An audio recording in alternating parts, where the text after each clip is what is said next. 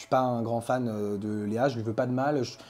Pourquoi? Je souhaite juste qu'elle apprenne et qu'elle continue dans ce sens-là. Mais il n'y a pas une seule prestation de Léa qui a été parfaite pour moi. Il y a toujours certaines faussetés, que ce soit dans l'expression scénique ou que ce soit dans le chant. Son duo avec Amir, pour moi, était une catastrophe. Mais on a vite compris que c'était la reine de la maison, parce que des fois, déjà, elle imposait certaines conditions. Par exemple, elle s'était battue pendant la saison avec une fille dans la rue. Je sais pas si tu te souviens de cette vidéo. Cette séquence avait tourné de Voilà. partout. On l'attendait dans le restaurant pour son anniversaire. On a attendu 1h30, on savait pas pourquoi, on voyait tout le monde s'agiter. Parce qu'en fait, elle était en train de se battre avec quelqu'un. Mais un truc comme ça, n'importe quel autre candidat, je supporte plus les valeurs qu'il véhicule. Je supporte plus la manière dont il parle en interview. Ça me rend ouf. Ça me rend ouf. Il n'y en a pas un seul qui est naturel, c'est-à-dire que est-ce que tu as déjà vu quelqu'un dans la vraie vie te parler comme ça? Alors aujourd'hui, j'ai vu Amélie et nanani. Mais c'est impossible, tu peux pas parler comme ça.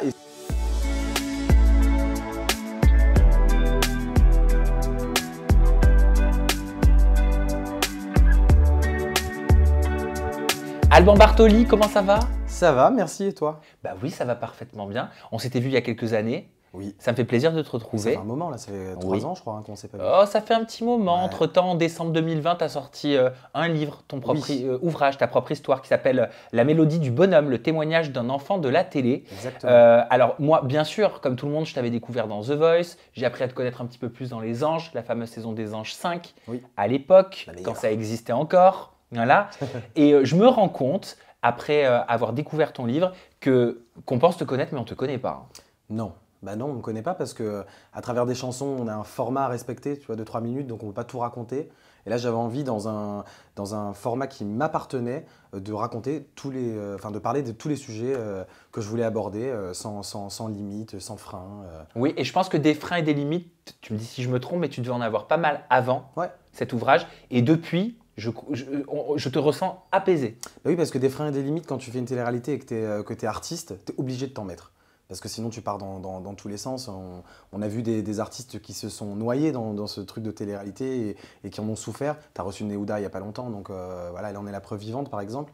Et avec ce livre, j'avais envie de parler de tous les sujets qui me tenaient à cœur, avec mes propres mots, avec des gros mots aussi, parce que dans le livre, j'écris exactement comme je parle. C'était le but, avoir une conversation avec le lecteur. Alors tu commences dans ton ouvrage par parler de tes parents. Tu écris « Ma mère accouche après 7 mois de grossesse, enceinte de quadruplé dont je suis le seul survivant, prématuré et déjà meurtrier de mes 3 autres frères. Vous imaginez bien que je n'étais pas destiné à avoir une vie tout à fait classique. » Oui, oui. Je trouve ça très dur d'utiliser le mot prématuré et déjà meurtrier, en tout cas la tournure de phrase suivante. C'est quelque chose que tu as ressenti? Tu t'es déjà senti meurtrier? Oui, parce qu'en fait, j'ai utilisé ce terme à la fois parce que j'ai le sens de la formule, j'aime bien aussi, je savais que ça allait interpeller les gens, mais aussi parce que c'est un terme que j'ai utilisé quand j'étais petit, quand j'ai su que que ma mère attendait des quadruplés, quand j'ai compris cette histoire et que j'ai su que j'étais le seul survivant. Il y a un moment donné où j'ai utilisé ce terme et qui a beaucoup choqué ma mère, et d'ailleurs elle m'a emmené voir un psy derrière tout ça, donc j'ai voulu reprendre ce terme que j'avais eu quand j'étais enfant. Mais tu penses que bien évidemment, même si tu ne l'es pas, tu penses qu'il peut y avoir quand même une marque ancrée dans une période de ta conception, de ta très très jeune vie dans un ventre dont tu n'as aucun souvenir? Alors ça, j'en suis certain. J'en suis certain parce que déjà, j'ai fait 1 an et demi de psychothérapie il y a de ça 4-5 ans. Et j'ai une énorme peur de l'abandon qui va un peu mieux aujourd'hui. Je pense que déjà, dès l'enfance, j'avais peur d'être abandonné puisque j'ai été conçu avec d'autres bébés. Enfin, j'ai grandi dans le ventre de ma mère avec d'autres bébés. Donc forcément, quand je me retrouve face à ce monde cruel tout seul, forcément, j'ai un sentiment d'abandon qui n'était pas conscient à cette époque-là, mais qui avec le temps, en faisant du travail sur moi-même, je me suis rendu compte qu'il y avait un vrai lien avec ça. Tu te confies aussi sur ta relation avec ton père. Tu écris « Mon père, j'ai pas grand-chose à dire à son propos car je ne l'ai pas vu depuis l'époque où l'Organisation mondiale de la santé a retiré l'homosexualité de la liste des maladies mentales, c'est-à-dire 1 ou 2 mois après ma naissance. » Qu'est-ce que tu veux dire par retirer l'homosexualité de la liste des maladies mentales? Ben en fait, en 90, on a retiré l'homosexualité de la liste des maladies mentales. Donc, en fait, j'ai regardé les faits marquants de cette période-là dans notre société. Il y avait celui-ci qui, évidemment, m'a touché. Donc, j'ai mentionné ce truc-là. Parce que c'est vrai que moi, la relation avec mon père s'est limitée à 1 mois ou 2 après ma naissance. C'est les seuls moments où je l'ai vu. Donc, autant te dire que j'en ai aucun souvenir. Et voilà, après, je m'en porte pas plus mal aujourd'hui. Mais tu vois, ce sentiment d'abandon, il est aussi lié à cet événement-là de ma vie aussi. Bien sûr, mais est-ce que ça veut dire aussi que tu crois aux signes? Est-ce que tu penses à te dire à l'intérieur de toi qu'il y a, même si quand on a 2 mois, parce que s'il a quitté le foyer alors que tu avais seulement 2 mois, il pouvait certainement pas savoir quelle était ton attirance sexuelle, en Ah tout non, cas non, à non, ce ça y a aucun moment-là. rapport. C'est Tu vois? encore ce côté de moi qui aime le sens de la formule. Là, on est vraiment sur un truc, il n'y a aucun lien entre les deux. Formule ou signe? Parce que certains voient des Peut-être, signes, hein, hein, peut-être, entre une peut-être. situation, une période, un environnement, un Ouais, peut-être. Mais contexte et c'est une ça la condition. beauté d'un bouquin aussi, c'est de se poser des questions. Est-ce que j'ai voulu écrire ça pour ça? Moi, je te confirme que non, mais voilà. En tout cas, c'est tout ce que j'ai à dire sur lui pour l'instant, en tout cas. Mais comment t'as grandi sans papa? Comment toi tu l'as vécu? Chacun le vit différemment. Ouais, écoute, je pense que c'est moins dur de vivre sans papa dès le début que de le perdre en cours de route. Quand tu as des souvenirs avec lui, quand tu as construit des choses avec. Comme j'avais aucun affect pour cette personne qui, pour moi, est juste une image, je pense que je ne l'ai pas trop mal vécu. Je pense que j'ai des démons intérieurs en moi qui sont liés à cette histoire. Donc c'est le travail d'une vie, hein, de les identifier, de régler ses problématiques, etc. Mais j'ai eu de la chance d'avoir une mère qui... j'ai entendu une chanson il n'y a pas longtemps qui disait chez nous les femmes sont des bonhommes. Mais c'est vraiment le cas de ma mère. Elle sait tout faire, elle nous a éduqués comme si elle était le père et la mère. Et j'avais des exemples masculins, j'avais mes oncles, j'avais mon grand frère. Donc dans mon enfance, j'ai pas trop souffert de ce truc-là. Je sais que quand j'étais adolescent, j'ai voulu le voir pour mettre une image sur ce mec. Il n'a pas voulu qu'on se rencontre. Et à partir de ce moment-là, j'ai stoppé toute recherche. Voilà. Je me suis dit Et que je pourtant, ne le verrais plus. tu racontes dans ton livre qu'en 2006, avec ton frère, tu es à l'enterrement de ton papa. Oui. Et ça, j'y suis allé. Tu manipules le cercueil. Ouais. Alors, je manipule pas le cercueil, mais en fait, alors, je suis allé à l'enterrement de mon père, déjà, dans un premier temps, pour mon grand frère, qui lui avait repris contact avec lui juste avant sa mort. Moi, je voulais pas le voir, mais j'avais envie d'être là pour lui, parce que c'était quelque chose qui le touchait beaucoup. Et puis aussi, une façon pour moi de mettre un point final en me disant que je le verrai plus. Il y avait peut-être à l'intérieur de moi une forme d'inconscience de me dire peut-être qu'un jour, ce mec-là, je vais le retrouver. Et là, le fait d'aller à l'enterrement et de concrétiser le fait qu'il est mort, et enterré, c'est le cas de le dire, et ben ça mettait un point final à la chose. Et juste après, dans le livre, je raconte que justement, on est retourné après son enterrement, on est retourné au cimetière parce qu'il voulait déplacer le cercueil de... J'adore l'ambiance que je fous sur le plateau, c'est génial. Il voulait déplacer le cercueil de mon père si on ne payait pas, je ne me rappelle plus exactement la somme, mais il fallait payer quelque chose au cimetière pour que le cercueil soit encore dans son emplacement. Et en fait, quand ils ont ouvert le truc, et ben, ils se sont rendus compte que le cercueil était en débris parce qu'à cause des intempéries, etc., ça avait un peu explosé. Et on s'est retrouvé avec des ossements de mon père dans une boîte, en fait, clairement. Et à ce moment-là, je faisais de l'humour. Je disais, ah, tiens, c'est son omoplate. Tiens, c'est hyper glauque, hein, ce que je te dis. Oui, à un moment donné, ça va certainement choquer énormément à un de moment gens. donné, tu racontes que tu entends un bruit quand vous le déplacez. Ouais. Et tu dis à ton frère, bah ça doit être son crâne. Ouais. Et tu racontes qu'il te met une droite Ouais, et en là, pleine il me met une figure. droite. C'est la seule fois où il m'a vraiment frappé. Il me met une droite en plein cimetière. Et là, j'ai compris qu'on pouvait rigoler de certaines choses, mais pas avec n'importe qui, parce que pour lui, c'était hyper violent ce que je disais. Pour moi, c'était une forme de protection. Je pense que j'avais l'impression que c'était pas mon père, en fait, ou que c'était même pas un être humain, en fait. J'étais jeune aussi, il faut le dire que j'étais pas tout à fait fini. L'humour est souvent une protection aussi Ouais, dans des chez situations comme moi, celle-là. je suis du genre à rigoler à un enterrement. Je suis très grave, hein, mais parce que je suis tellement sensible et tellement touché par ça que je peux rigoler à un enterrement. Ça peut m'arriver. Et je peux en choquer certains, mais c'est pas parce que je ne suis pas touché. Justement, c'est peut-être parce que je suis trop touché et que j'ai un système de protection qui se met en place comme ça. Est-ce qu'on peut faire véritablement son deuil du manque d'un père ou de l'absence d'un père? Parce que tout dépend comment on le vit. Je pense que oui. En tout cas, en ce qui me concerne, je pense que oui. Après, je pense que plus je vais grandir et plus il va y avoir des étapes importantes de ma vie, plus je vais peut-être me poser la question, voilà, est-ce qu'il m'aurait apporté ci, est-ce qu'il m'aurait apporté ça, c'est vrai que parfois, quand je vois ce genre de famille un petit peu idéale avec le père, la mère, le frère, le chien, je me dis, est-ce que j'aurais été un peu moins torturé si j'avais été dans ce genre de famille. Mais finalement, ça fait aussi la richesse de ma personnalité. Donc, Pourquoi torturer? T'as été torturé? non, moi je suis assez torturé. J'ai pas été torturé dans le sens propre. Hein, Je me doute, j'ai compris. Mais je suis quelqu'un d'assez torturé. Je pense que quand on est artiste déjà de base, on est un peu farpadingue. Mais torturé dans quel sens? Dans le sens où je doute beaucoup. Je peux passer d'une émotion très forte d'un coup, très joyeux, à quelque chose de très down. Je peux me jeter dans la bouffe d'un coup et me suicider la bouffe et puis après ne plus rien manger pendant des semaines. Je suis assez déséquilibré là-dessus.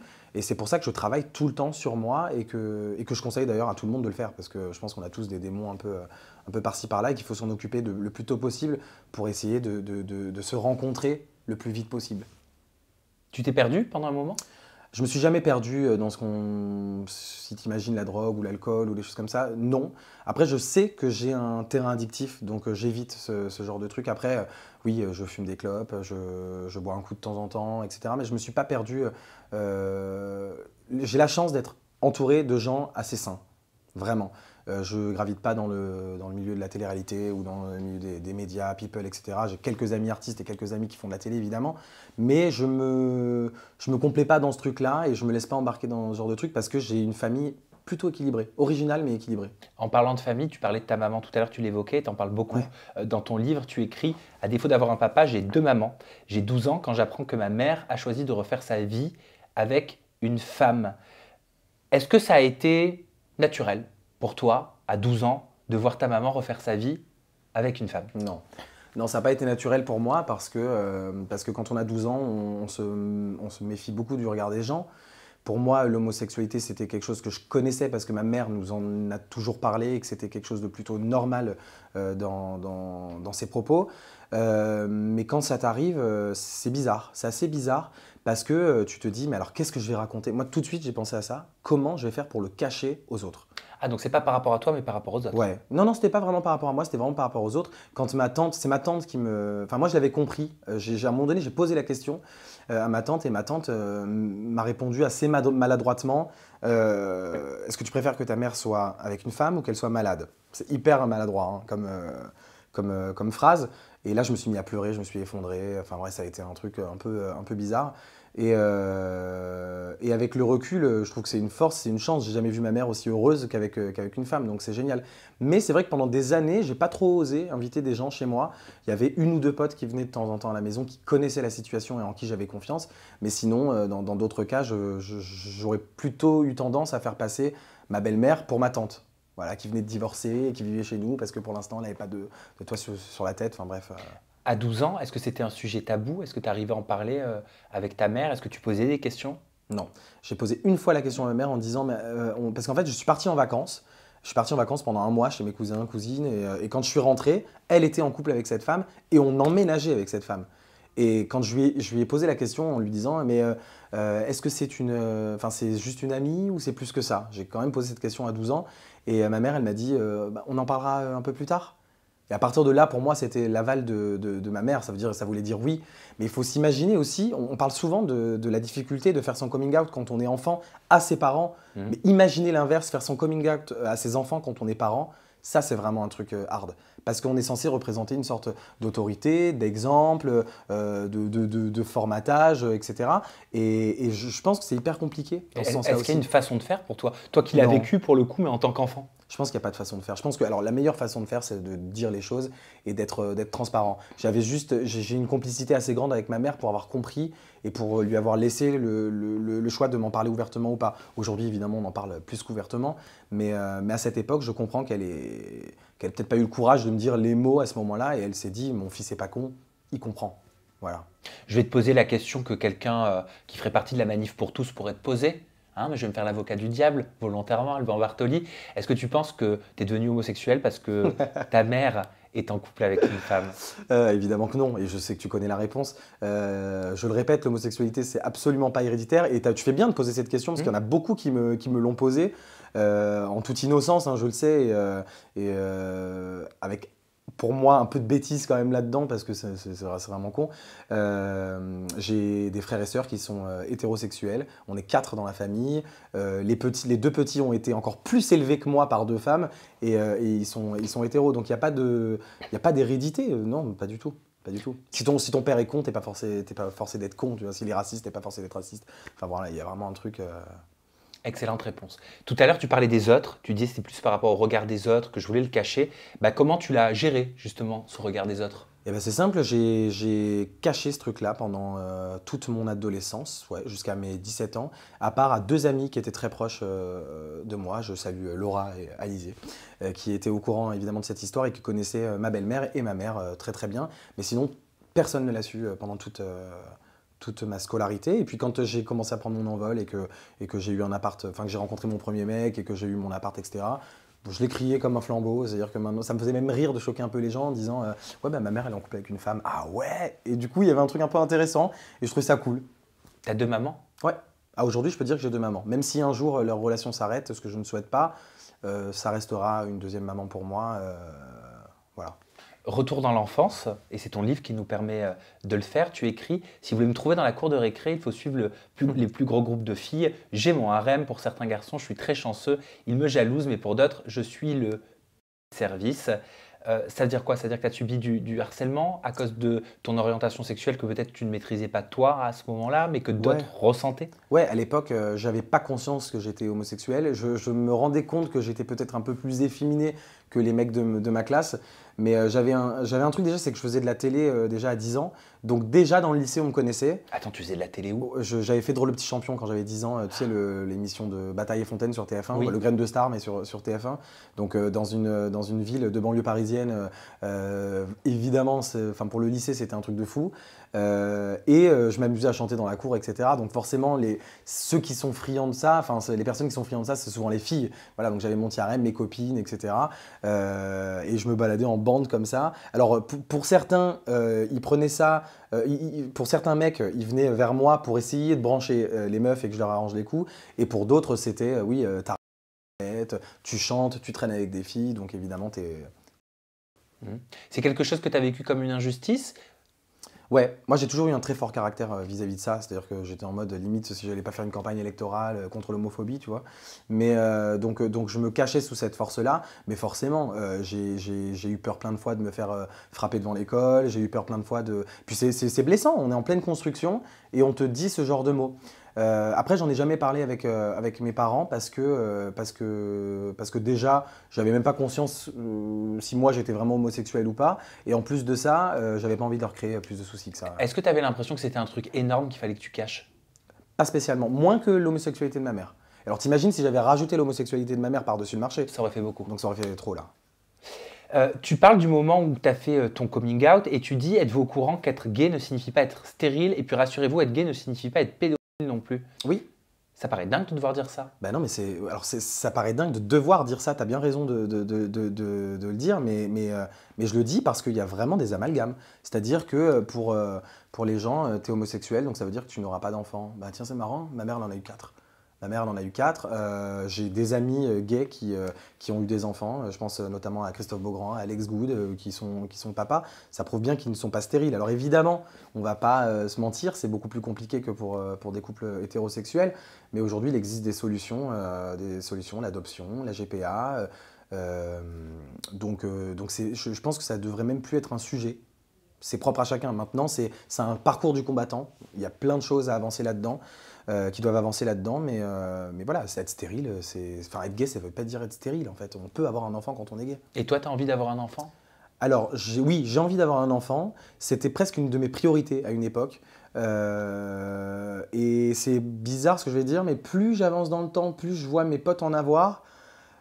Plus je me dis, c'est aussi un luxe c'est con, hein, ça va être très égoïste ce que je vais dire, mais c'est aussi un luxe de ne pas en avoir dans le sens où c'est une sacrée liberté de pouvoir faire ce qu'on veut, quand on veut, de pouvoir profiter de la vie comme on a envie de la vivre. Mais en même temps, c'est un cadeau énorme, je pense, que d'être parent. Donc pour l'instant, c'est plus une priorité. Et je veux le faire avec une personne que j'aime et pour qui ce sera aussi le projet, pour qu'on se batte ensemble, parce que me battre seul, je pense que j'en aurai pas la force. T'es en couple?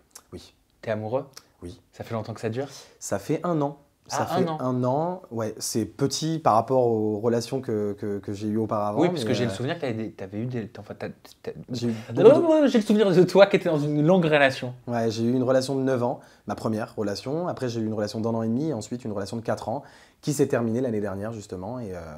J'ai enchaîné avec Tu l'as vécu comment? la dernière Ouais. rupture, très très mal. Très très mal. Ça a été très dur. Mais comme moi, comme toutes les ruptures que j'ai vécues en vrai, parce que les histoires que j'ai eues, elles ont toujours été assez passionnelles, très. Voilà, là, il y a une amie qui m'accompagne aujourd'hui sur le plateau. Je pense elle pourra te le confirmer. Elle était là pour le voir. Ça venait de toi? Non, alors la première c'est venu de moi, la première rupture avec le mec avec qui je suis resté 9 ans. La deuxième, c'est je me suis fait larguer. Et la troisième, donc la dernière en date, je me suis fait larguer aussi, et 2 fois d'affilée, parce qu'il m'a repris et il m'a relargué. Ça a été hyper compliqué parce qu'on vivait ensemble.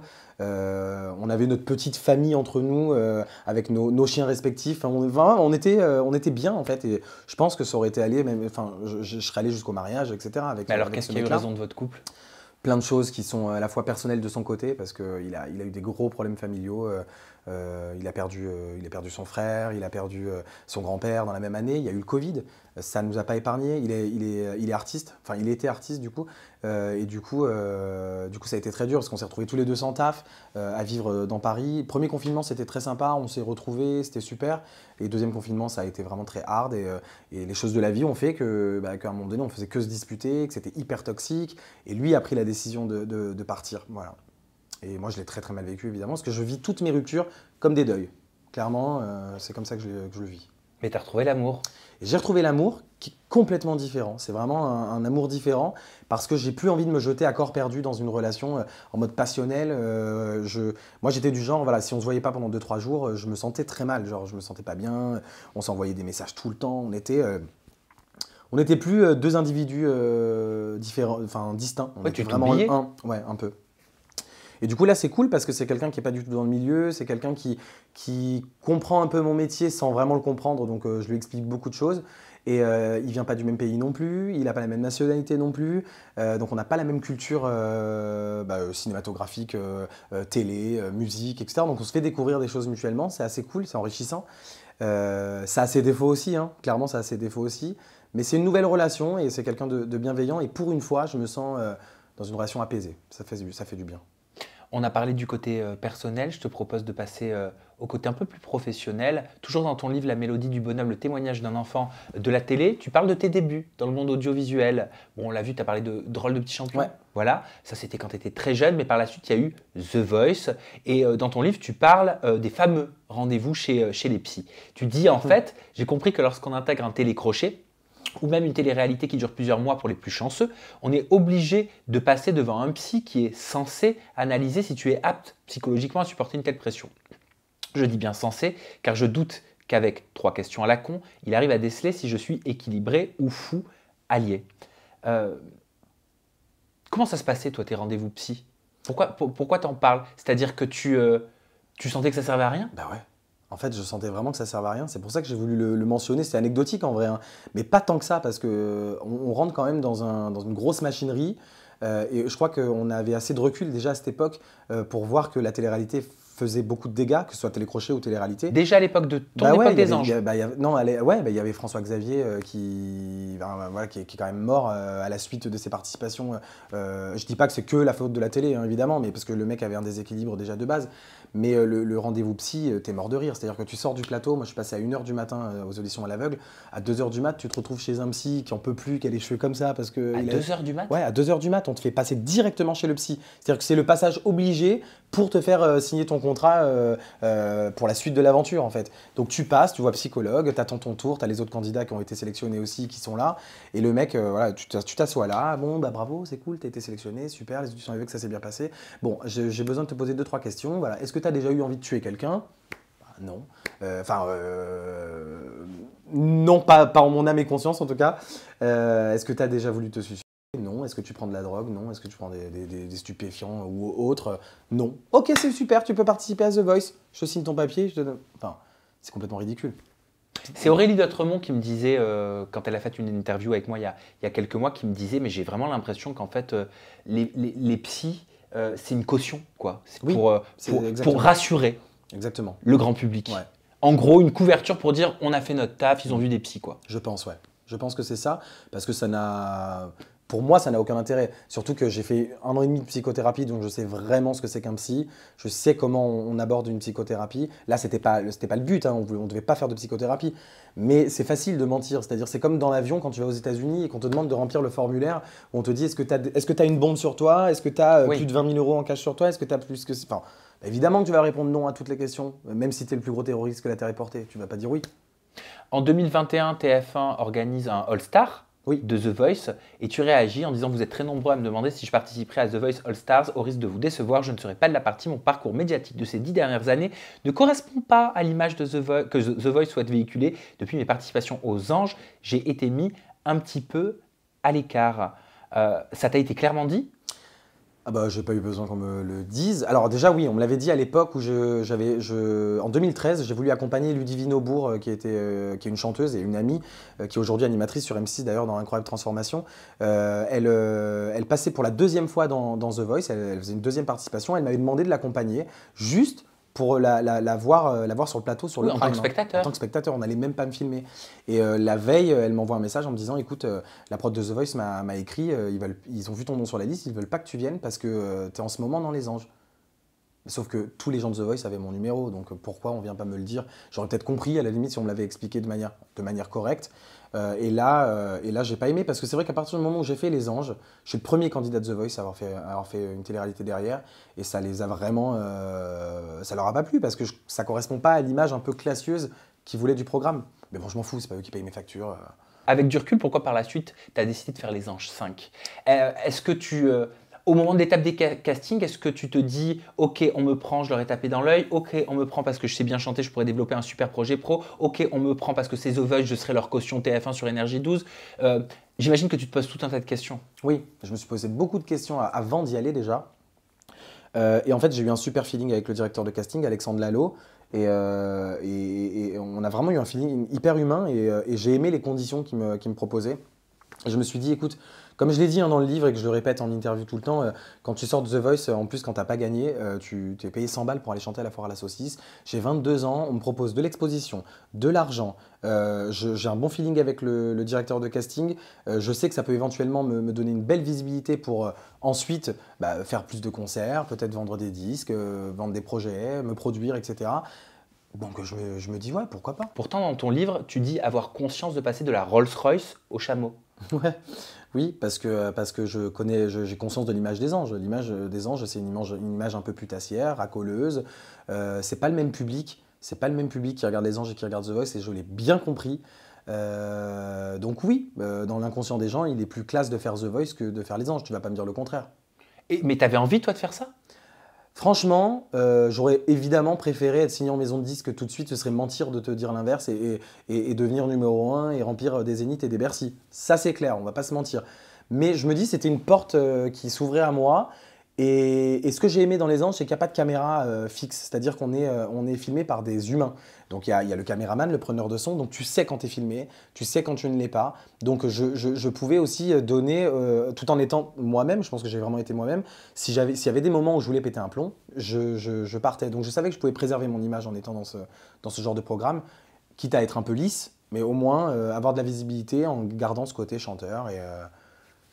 Et d'ailleurs, ça m'a servi. J'ai eu plein de choses derrière grâce aux anges. On retrouve 2 petites anecdotes que j'ai notées dans ton livre. La première, elle concerne Nabila. Tu as écrit « On ne va pas se mentir, il y avait la reine Nabila et ses disciples ». Ouais. On sait ce que ça veut dire, disciple. Oui, c'est oui. quoi? C'est de l'humour ou c'était réel? Alors, il y a un peu d'humour là-dedans, mais il y a une vraie part de réalité parce qu'on avait très vite conscience que Nabila, c'était la star du programme. Vous le sentiez? On le sentait. Bon, déjà, c'était une des plus connues avec Amélie, déjà, parce qu'il y avait déjà eu le buzz de Sofiane avec « Je suis fou de toi, Nabila Villa », machin. Donc c'était déjà quelqu'un de médiatique. Mais on a vite compris que c'était la reine de la maison parce que des fois, déjà, elle imposait certaines conditions. Par exemple, elle s'était battue pendant la saison avec une fille dans la rue. Je ne sais pas si tu te souviens de cette vidéo. Cette séquence avait tourné de Voilà. partout. On l'attendait dans le restaurant pour son anniversaire. On a attendu 1h30, on ne savait pas pourquoi. On voyait tout le monde s'agiter parce qu'en fait, elle était en train de se battre avec quelqu'un. Mais un truc comme ça, n'importe quel autre candidat aurait été viré de l'aventure. N'importe quel autre. Et le lendemain, elle était là, sans problème. Voilà. Donc on savait qu'il y avait ce truc sur Nabila, ce qui est complètement légitime parce que clairement c'était le meilleur personnage de l'aventure, et ça je le dis, je le redis. Mais on sentait que c'était Nabila qui imposait ses lois, et nous on était les seconds rôles, ça c'est sûr. Comment tu as vécu l'après, toi, vu de l'extérieur, quand il y a eu tous les drames entre Thomas et Nabila? On s'en souvient encore aujourd'hui, ça ressort parfois encore, Ouais. même si ils ne sont pas que ça. Non, ils sont pas que ça. Moi, je les ai beaucoup protégés parce que c'est deux personnes que j'ai toujours aimées. Aujourd'hui, je n'ai plus la prétention de me dire que je les connais parce qu'ils ont énormément changé. Moi aussi, on s'est revus au Festival de Cannes il y a 2 ans, et on prend plaisir à se voir quand on se croise, mais on n'est plus les mêmes. On n'est plus les mêmes personnes qu'on était dans l'aventure. Et moi, j'ai eu peur pour Nabila parce que je me suis dit comment elle va faire pour pas mal tourner. Et alors quand j'ai vu le coup de poignard, déjà j'y croyais pas, je pensais que c'était encore un énième truc qu'on disait sur Nabila, jusqu'à ce que Claire Chazal ouvre le journal avec ça le soir. Et je trouve qu'ils sont courageux parce qu'ils ont survécu à des choses quand même dures. Enfin, Bien sûr, mais c'était une tourmente aussi. On parle souvent de Nabila et Thomas, et c'est normal parce que c'était les protagonistes de ce fait divers, mais il y avait aussi vous, les candidats, et tu le disais, qui gravitaient autour. À ce moment-là, tout le monde se pose des questions, le public se pose des questions, les médias se posent des questions, ils doivent te contacter, vous contacter. Oui, donc ça a dû être un sacré moment à vivre. Ah oui, en fait, le matin après la nuit du coup de poignard, je me réveille, je mettais mon truc en mode avion, mon téléphone en mode avion. Quand j'ai désactivé le mode avion, j'ai reçu 1 milliard de notifications et d'appels. Et je crois que du coup, j'ai eu tous les numéros de rédaction de France et de Navarre, genre un délire. VSD, Public, Closer, Voici, Gala, enfin tout le monde m'a contacté, comme si j'étais le porte-parole du couple, pour savoir ce qui s'était passé pendant cette nuit-là. Mais je dis, mais je n'en sais rien, je sais pas. Je les ai pas vus depuis 3 mois, Nabila et Thomas, je suis pas au courant, je sais même pas où ils étaient hier. Donc j'ai pas pu leur apporter de réponse. Et je me suis posé cette question, je me suis dit, mais est-ce que c'est pas encore un énième truc qu'on disait sur Nabila? Parce que à partir du moment où on est sorti de l'aventure, chaque jour, je voyais une news sur Nabila. Improbable, mais des trucs qui n'avaient ni queue ni tête. Donc je me suis dit, c'est peut-être encore un truc. Et non. Autre anecdote, le popotin de Kim Kardashian sur ton lit, là où tu posais ta tête, et il y a eu ses fesses. Ouais, exactement. Exactement. Ouais, non, ça c'était drôle. Je pense que en général les gens l'ont vu. Kim Kardashian est venue un après-midi dans la maison nous voir, et je me suis amusé. Enfin, je l'ai presque forcé à s'asseoir sur mon lit, et ce qui donne cette petite séquence. Je suis au lit avec Kim, voilà. Et je pense que j'ai fait jalouser beaucoup d'hétéros de cette planète. Non, mais avec du recul, quand on voit maintenant le parcours de Kim Kardashian, son histoire médiatique. C'est assez fou, non? Tu te le dis parfois? C'est fou, ouais. Mais c'était déjà quelqu'un à l'époque. Elle était déjà avec Kanye West, elle était enceinte de son premier enfant, elle travaillait déjà pour Vogue, etc. Enfin, voilà, elle avait quand même une vraie notoriété. Après, moi, je trouve, j'ai été content de la rencontrer, impressionné par le personnage qu'elle dégage et l'aspect médiatique du truc. Mais après, une Kim Kardashian, avec le recul, ça reste une femme, une businesswoman, pardon, que je peux admirer sur certains points, mais bon, ça m'a pas fait j'allais dire une grossièreté, mais ça va pas m'apporter plus que ça dans ma vie que de l'avoir rencontré. Enfin, voilà, Cette période que tu as vécue, est-ce que c'était selon toi l'apogée de la télé-réalité par rapport à ce qu'on voit aujourd'hui? Ça va peut-être faire vieux con de dire ça, mais je pense que oui. Alors l'apogée de la télé-réalité, je pense que c'était même peut-être un peu avant moi. Avant nous, parce que je ne vais pas dire avant moi, ça fait un peu prétentieux, mais c'était tout ce qui était Secret Story 4, tu vois, avec Amélie, etc. Ça, c'était vraiment les belles heures de la télé-réalité. Après, il y avait évidemment eu la Starac, 1, 2, 3. C'était autre chose. Et je pense que c'était l'apogée de ce genre de format, par contre. Tu vois, ce format de caméra embarquée avec des anciens candidats, je pense que c'était en toute objectivité la meilleure saison. Et j'y suis retourné dans la saison 9 après, quelques années après, une semaine, en guest, et j'ai pas du tout retrouvé cette spontanéité, cette innocence qu'on avait et ce goût de l'aventure, de la colonie qu'on avait à l'époque. Et en 2021, c'était il n'y a pas si longtemps que ça, comment tu as réagi après avoir entendu parler de plaintes de harcèlement, au sexisme, appel au boycott, dans l'émission quand même qui a été un moment fort, ouais. je pense, dans ta vie. Comment tu l'as vu? Est-ce que tu t'es dit « Waouh, ça a évolué d'une façon incroyable » ou alors tu t'es dit « ça m'étonne pas tant que ça parce qu'en fait, moi, je voyais des choses aussi à mon époque. » Eh ben non, moi, ça m'étonne de ouf. Moi, vraiment, ça m'étonne de ouf parce que pour moi, la prod a toujours été assez bienveillante avec nous. Je ne reconnais pas en témoignage de ces candidats-là ce que j'ai vécu moi. Ce qui ne je remets pas en question ce qu'ils disent, hein, parce qu'il y avait peut-être d'autres personnes Toi, tu parles de ta saison de 5. ma saison 5, ouais. Je suis sûr qu'il y a eu du harcèlement, parce qu'il n'y aurait pas eu tout ce truc-là s'il n'y a pas de fumée sans feu, comme on dit.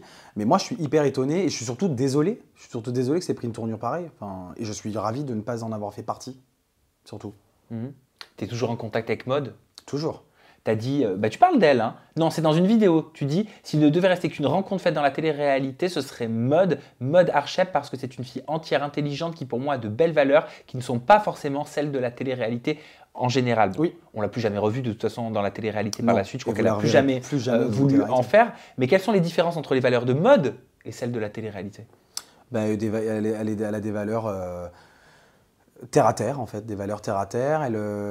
C'est une vraie artiste avec tout ce que ça comporte, les démons, le côté où parfois elle a envie de se cacher, parfois elle a envie de se montrer, parfois elle a envie de se livrer, parfois elle a envie de tout reprendre. C'est une vraie artiste, Maud. Pour le coup, je pense que dans tous les gens que j'ai rencontrés dans la télé-réalité, c'est la seule qui a une vraie âme d'artiste. Moi, je suis un peu plus commercial qu'elle, tu vois, on se rend pas compte, mais elle est rentrée dans un engrenage quand elle est sortie des Anges, très produit, très pop star, très tout ça, mais c'était pas elle. C'est pas ça la vraie Maud. Et elle a des belles valeurs parce qu'elle crache pas sur les gens, parce qu'elle a fait les Anges pour les bonnes raisons, et parce que c'est une fille entière, fidèle, et qui dit jamais des compliments quand elle ne les pense pas, et quand elle n'aime pas quelqu'un, elle le sort de sa vie. Elle n'est pas du genre à cracher dessus, à faire du mal, à rentrer dans des polémiques. Voilà, alors qu'on est d'accord, un archétype de candidat télé-réalité, c'est quelqu'un qui va entretenir ce buzz, qui va entretenir tout ça. Et moi, je me dis, mais qu'est-ce qu'ils ont du courage, ces gens-là. Ces candidats télé-réalité qui sont tout le temps dans la tourmente, ils ont du courage. Mais je me serais déjà tiré une balle depuis des années, en fait. Eh ben, tiens, si j'avais pas de distance avec ça. Qu'est-ce que tu penses justement du retour d'Amélie Netten, que tu avais côtoyé à l'époque des Anges, ou encore d'Aurélie Dotremont, qui faisait partie de ta saison dans les 50, dans les 50 qui était sur W9? Alors c'est différent, je trouve que les 50 c'est différent parce que c'est vraiment un jeu. J'ai des copines qui regardent, moi je fais un rejet de la télé-réalité à la regarder, à part Starac évidemment, mais je fais un vrai rejet et on m'a dit non, regarde les 50 c'est sympa, c'est sous forme de jeu et tout, c'est rigolo, en plus il y a des gens que tu connais, donc je suis allé regarder et on se prend au jeu et je trouve qu'elle est restée, c'est une patronne Amélie, elle est venue faire son taf et là elle rentre chez elle avec sa famille. Mais t'aurais pu toi faire comme elle et retourner dans une émission comme les 50? Écoute, je vais pas te dire non, mais je vais pas te dire oui non plus. Les 50 peut-être parce que c'est un goût de challenge, il y a du jeu, c'est vraiment, il y avait pratiquement que ça, on voyait beaucoup d'épreuves et tout, donc ça c'est rigolo, à vivre c'est rigolo. J'aurais préféré le vivre sans caméra, mais donc je vais pas te dire non. On va dire que dans la télé-réalité aujourd'hui, c'est peut-être la seule émission que je ferai. Et pourquoi tu dis j'ai un rejet de la télé-réalité? Pourquoi utiliser le mot rejet? Parce que je ne supporte plus les valeurs qu'ils véhiculent, je supporte plus la manière dont ils parlent en interview, ça me rend ouf, ça me rend ouf. Il n'y en a pas un seul qui est naturel, c'est-à-dire que est-ce que tu as déjà vu quelqu'un dans la vraie vie te parler comme ça? Alors aujourd'hui, j'ai vu Amélie et nanani. Mais c'est impossible, tu peux pas parler comme ça. Et ça se voit que c'est faux, on dirait qu'ils lisent un prompteur, il n'y a rien de naturel. Au-delà de leurs valeurs, je parle aussi de leur physique. Enfin, excuse-moi, tout le monde se ressemble. Ça fait très vieux con ce que je dis, hein. C'est horrible hein, ce que je suis en train de dire. Mais je ne retrouve pas. Alors évidemment, il y a des exceptions. J'aime bien Camilla. Je trouve qu'Amélie, elle est restée assez fidèle à ce qu'elle est. Il y a des gens qui sont drôles, mais il y a vraiment des gens qui servent à rien. Mais qui servent à rien. Qui servent à rien. Et moi, ce qui me fait peur, c'est que certaines personnes de cette génération s'identifient à ce genre de personnage. J'espère qu'ils ont le recul nécessaire pour se dire que c'est pas une fin en soi que de devenir candidat de télé-réalité avec une bouche de mérou, avec un machin. Enfin, flemme quoi. On parle des téléréalités de l'époque et en parlant d'époque et de télé-réalité, il y a la Star Academy qui était revenue sur nos écrans. Juste avant que je te pose quelques petites questions sur cette saison qui a plu, hein, je crois, dans l'ensemble au public, tu as parlé des castings que tu avais fait pour des télécrochets. Tu dis j'enchaîne avec des castings en tout genre, comédie musicale, nouvelle star à 2 reprises, où je finis d'ailleurs par me faire virer par Lio. Ça, je ne savais pas. Mais aussi la Star Academy que j'ai failli intégrer, mais juste failli. Ouais. Alors, on va commencer par... allez, nouvelle star, après on fait la Starac. 2 fois recalé par Lio à la nouvelle star. Oui, en fait, la personne qui est là va pouvoir vous le confirmer aussi, parce qu'elle est venue attendre pendant 7 heures dans la queue avec moi en plein froid. Ouais, en fait, j'ai fait 2 fois la nouvelle star. La première fois, en fait, avant de passer devant le jury, tu passes devant un jury de la prod, en fait. C'est filmé, mais que pour eux, c'est pas diffusé. Donc déjà, première fois que je l'ai fait, je ne suis même pas passé devant le vrai jury, c'est-à-dire qu'ils m'ont déjà viré avant. Et la deuxième fois, je suis passé devant le vrai jury, donc Lio, Sinclair, André Manoukian et Philippe Manœuvre à l'époque. Et j'ai eu 2 oui et 2 non. Et Lio a pas voulu changer son oui, donc du coup je suis parti. Bon, bah, ce sont les aléas, c'est comme ça. Et ce qui est drôle, c'est que quelques années après, je lui offre mon album et on fait une date devant 20 000 personnes ensemble. Incroyable. Et je lui rappelle cette Tu lui as dit? anecdote. Oui, évidemment, elle s'en rappelle pas parce qu'elle a vu un million Ouais, de mais elle t'a candidats. dit quoi? Elle m'a dit, je suis désolé, chouchou, bah tu vois, regarde, la preuve que j'ai pas eu la science infuse, t'es sur scène avec nous ce soir, donc c'est cool. Et moi, j'ai aucun remords avec ça, aucun regret, quoi. Et la Starac, t'as failli participer. Alors ça, par contre, c'est vraiment le casting qui m'a le plus touché, je pense, dans ma vie, parce que c'était mon rêve de gosse. Je suis un fan inconditionnel de la Starac depuis toujours. C'est la Starac qui m'a fait aimer la variété française, c'est la Starac qui m'a fait aimer la variété internationale. Le répertoire que j'ai appris, c'est aussi grâce à la Starac. Ça me faisait rêver vraiment. Et en plus, la Starac, c'est vraiment un mix des deux émissions que j'ai fait. C'est The Voice et Les Anges mélangés. On est dans une télé-réalité. Ça va pas leur plaire, ça. Ouais, mais ça reste une télé-réalité d'enfermement, donc on ne peut pas le nier. Mais c'est aussi un télécrochet, c'est aussi et surtout un télécrochet. Et ouais, j'étais dans les 20 derniers, et 2 semaines avant l'entrée dans le château, on m'appelle en me disant que ça ne le fera pas, pour cette année en tout cas. Et je me rappelle, j'étais à l'école de ma mère, parce que ma mère travaillait dans une école ce jour-là, et j'ai reçu le coup de fil et je me suis effondré, j'ai pleuré. C'est la première fois que j'ai vraiment pleuré, parce que j'ai pas eu un casting. Bon, C'était quelle saison? C'était la saison juste après celle de Quentin Mosiman. Donc finalement, pas trop de regrets, parce que je crois qu'elle a pas trop marché. C'était la 8, il me semble. Ah oui, Il y avait, c'était sur la fin. Ouais, c'était la fin. Donc voilà. Bon, bah, est-ce que tu veux qu'on gossipe un petit peu sur les polémiques qu'il y a eu dans la Starac? Mais oui, Parce que je sais que tu allons-y. regardes, je sais que tu aimes Allons-y. beaucoup ce programme. Et d'ailleurs, si je peux me permettre, ça, tu vois, autant les Marseillais, toutes ces nouvelles les télé-réalités de maintenant ne me rassurent pas sur la génération des jeunes d'aujourd'hui. On dirait que je parle comme si j'avais 50 ans, je suis grave. Alors que la Starac me rassure, du coup, de voir les candidats de la Starac de cette saison, ça me rassure sur la génération d'aujourd'hui. Ouais, parce je peux qu'ils sont comprendre. bosseurs. Bah, Et bien élevés. parmi les polémiques, je vais te parler forcément de Piston. Est-ce que tu y crois, toi, au Piston? Pas du tout. Ouais. Pas du tout. Qu'est-ce que tu en as pensé? Carla, Yanis Marshall, c'était sa danseuse, il se connaissait, il avait liké, il avait commenté, etc. Non, j'y crois pas du tout, parce que c'est pas parce que tu connais quelqu'un on connaît tous des gens. C'est-à-dire que si nous, on avait été pistonnés, on serait déjà au journal de TF1, en fait. Enfin, elle n'a pas volé sa place, Carla. Enfin, même si c'est pas la meilleure des chanteuses, c'est une fille charismatique, elle danse super bien, elle est fraîche, elle a sa place, elle a son personnage dans l'émission. Si la directrice de casting trouve que cette personne-là, qu'elle soit venue de chez Yanis Marshall ou de chez Kamel Wally ou de chez n'importe qui, pourquoi pas? Elle n'est pas encore professionnelle à 100%, c'est-à-dire qu'elle a des choses à apprendre. Donc à partir du moment où elle plaît aux gens, elle plaît aux casteurs et qu'elle plaît à la prod et qu'elle a des choses à apprendre, elle a sa place dans Oui, mais dans c'est la Starac. Jean-Pascal, pour le coup, qui te donnerait tort, là. Pourquoi? Parce que Jean-Pascal, il a dit, mais je comprends pas la Star Academy, en fait, c'est le casting de The Voice. Sous-entendu, ils savent tous chanter, alors que la Star Academy, ils sont censés apprendre. Alors, certains à chanter. je suis d'accord avec lui, mais il faut pas oublier que Jean-Pascal, c'était il y a 20 ans. Moi, j'adore Jean-Pascal, hein, je t'embrasse. Mais par contre, c'était il y a 20 ans. Donc, aujourd'hui, on a une exigence différente. Les gens sont habitués à The Voice. Tu peux pas leur mettre un Jean-Pascal dans une saison de la Starac, ils vont se dire mais c'est quoi ce bordel en fait? Ils sont pas habitués à ça. Donc déjà, je le dis honnêtement, pour moi, les candidats de la Starac n'ont absolument pas un niveau de The Voice. Peut-être Anisha à la limite, voilà. Léa? Moi, je suis pas d'accord. Je suis pas un grand fan de Léa. Je lui veux pas de mal. Je souhaite juste qu'elle apprenne et qu'elle continue dans ce sens-là. Mais il n'y a pas une seule prestation de Léa qui a été parfaite pour moi. Il y a toujours certaines faussetés, que ce soit dans l'expression scénique ou que ce soit dans le chant. Son duo avec Amir, pour moi, était une catastrophe. Je le dis honnêtement, j'ai pas peur de le dire. Mais en même temps, j'ai pas envie de cracher sur elle parce que c'est tellement dur les conditions dans lesquelles ils sont. C'est-à-dire qu'il y a 3 semaines, ils étaient dans leur salon. Là, ils sont obligés de jouer avec un orchestre philharmonique, avec des artistes sur TF1 en direct. C'est une pression de fou. Et même quand tu es professionnel, c'est une pression que tu as. Je sais que les artistes qui vont sur la Starac ont peur aussi parce que c'est un one-shot et tu peux pas te louper. Donc voilà, j'ai pas envie de cracher sur eux, mais je comprends pas qu'on l'encense autant parce que je trouve qu'elle n'est pas sur la bonne voie, elle n'a pas la bonne attitude pour travailler. Contrairement à Carla, par exemple, qui chante moins bien que Léa, clairement, mais qui avait cette attitude plus pro et qui se rendait compte de la chance qu'elle avait d'être dans le château. Et qu'est-ce que tu penses de Laure, la prof d'expression scénique qu'on a découvert donc, en tant que nouvelle professeure d'expression scénique qui est passée après Raphaël Ricci. C'est dur de passer après 14 ans Raphaël après. Ricci. C'est dur de passer après Raphaël. Oui, je Elle sais. était iconique quand même. Oui. Moi, Mais elle est aussi. Hein, quand ouais, même. moi je l'aime bien leur ballon. Il y avait une polémique autour de Julien. Apparemment, elle l'aurait complètement.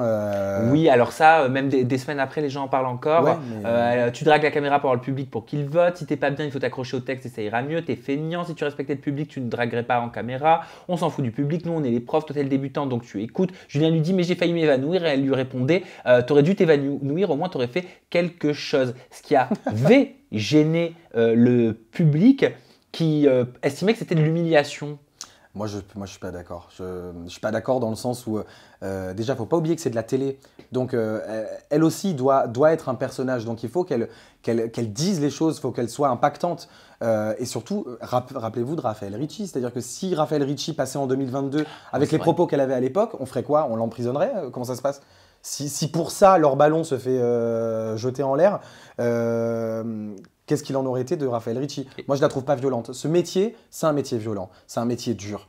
Et il faut leur en mettre plein la gueule dès le début. S'ils n'ont pas la bonne attitude, c'est horrible ce que je vais dire, mais moi, mes profs de chant ou mes profs de danse à l'époque, expression scénique, etc., quand j'étais en école de comédie musicale, ils me faisaient pas de cadeaux. Hein. Ils me faisaient pas de cadeaux. Et malheureusement, le public te fait pas de cadeaux non plus. Les gens qui vont t'embaucher plus tard ne te feront pas de cadeaux. Et Julien, moi je trouve qu'il a une super belle voix. J'adore ce personnage, je le trouve hyper sympathique. Je connais son frère, en plus je l'aime beaucoup. Mais il manque de sérieux. Donc si elle doit lui dire, elle est là pour le faire, donc elle le fait. Et moi je comprends pas qu'en 2022 tout le monde s'offusque. Oui, et puis c'est Mario Baravecchia qui avait pris la parole en disant bah, c'est vrai qu'elle était un petit peu endormie dans les quotidiennes, etc. ces derniers temps. C'est peut-être aussi la prod qui lui a demandé d'être un peu plus vive, un petit peu plus peut-être, mais c'était pas injustifié ce qu'elle lui disait. Le on s'en fout du public, ça m'a un peu heurté. Mais je pense que c'est pas ce qu'elle a voulu dire, et d'ailleurs elle s'en est excusée, donc bon... voilà, je pense que c'est une polémique qu'on doit ranger un peu. Il n'y a pas grand-chose, tu vois ce que je veux dire? Par rapport à avant... Alban, t'as ton émission aussi? Oui. Sur VL Média? Ouais, sur VL Média, ça s'appelle Ils ont fait la une. On reçoit chaque semaine des invités qui ont fait la une à un moment donné de leur vie, soit la une des magazines, des charts, des réseaux sociaux, d'une émission de télévision. Alors t'as reçu qui? Ouf, là on est à plus de 50 invités. Waouh. Déjà. J'ai reçu, dans les plus marquants, parce que c'est des Madeleines de Proust pour moi, on a eu La Rousseau, on a eu Louisie Joseph, on a eu beaucoup de Miss France évidemment, on a eu les animateurs télé, on a eu, j'en ai plein. Je vous invite à aller voir justement des gagnants de Secret Story, des gagnants de Starac, voilà. Tu préfères l'animation ou la chanson? Écoute, j'aime les deux. J'aime les deux et c'est deux parties de moi qui font la personne que je suis. Je me sens peut-être un peu plus libre quand j'anime. C'est bizarre ce que je vais te dire, mais parce que c'est une nouvelle flamme, c'est un nouveau truc. Je me sens chanteur depuis que je suis né, donc là j'ai l'impression que j'apprends autre chose. Donc je me sens un peu plus libre et en même temps, quand chanter, je pourrais jamais arrêter. Donc j'ai envie de mener les deux casquettes. Donc ça veut dire que des projets dans l'animation et dans la chanson, ça continuera? Ouais, ça continuera jusqu'à temps que ça me fait vivre et jusqu'à temps que ça me fait vibrer surtout. Merci Alban Bartoli. Merci à toi. Merci infiniment pour cet aparté en toute intimité. On peut te retrouver sur tes réseaux sociaux. Oui. Ton compte Instagram, c'est Alban Bartoli. On te retrouve sur VL Média. Et bien évidemment, il y a le lien cliquable en description de cette vidéo pour pouvoir commander ton livre qui est en vente sur Amazon. Merci Sam. Alban, le mot de la fin, je te l'offre. La caméra, elle est là. Tu dis ce que tu veux. Tu fais ce que tu veux. La mélodie du bonhomme, ça vaut moins de 2 paquets de clopes. C'est 16 €, je crois, un truc comme ça. Donc n'hésitez pas, vous allez voir, c'est une conversation avec moi. C'est très facile à lire, même pour ceux qui n'ont jamais lu le livre. Et il y en a certains qui ont lu mon livre en entier. Vous allez apprendre plein de choses, les coulisses de la télé, un peu de ma vie, si ça vous intéresse en tout cas. C'est pour vous. Merci, prenez soin de vous. On se retrouve très bientôt avec une nouvelle personnalité en toute intimité. Bye bye.